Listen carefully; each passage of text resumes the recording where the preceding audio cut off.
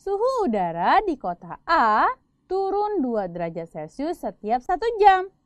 Berapa derajat ya penurunan suhu dari pukul 20.00 hingga pukul 24.00?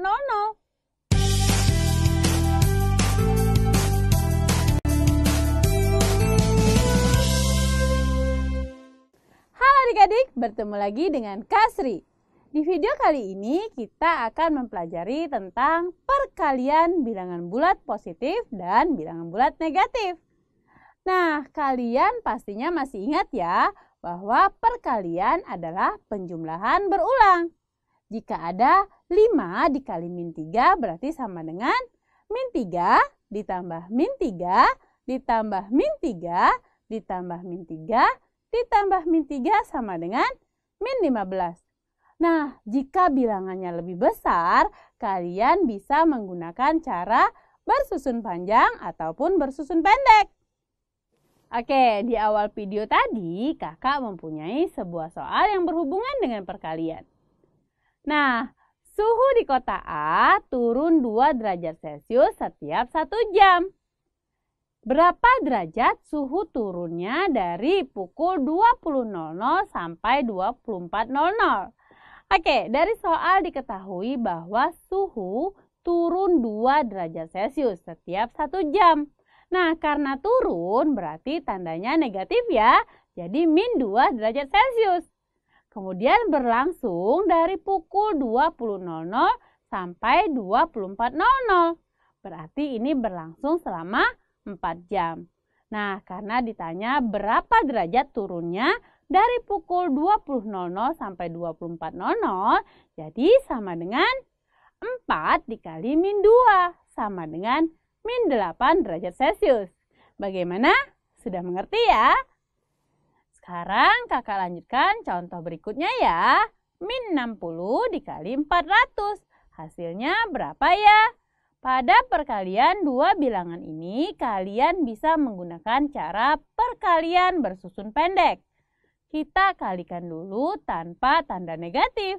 Jadi 60 dikali 400, pertama kita susun seperti ini dulu ya adik-adik. Nah, sekarang kita kalikan 60 dikali 400. Sekarang 60 dikali dengan 0. Berarti sama dengan 0. Nah, karena ini kita kalikan dengan satuan, maka kita letakkan 0-nya di bawah angka satuan. Oke, sekarang kita kalikan 60 dengan 0. 0-nya yang bernilai puluhan.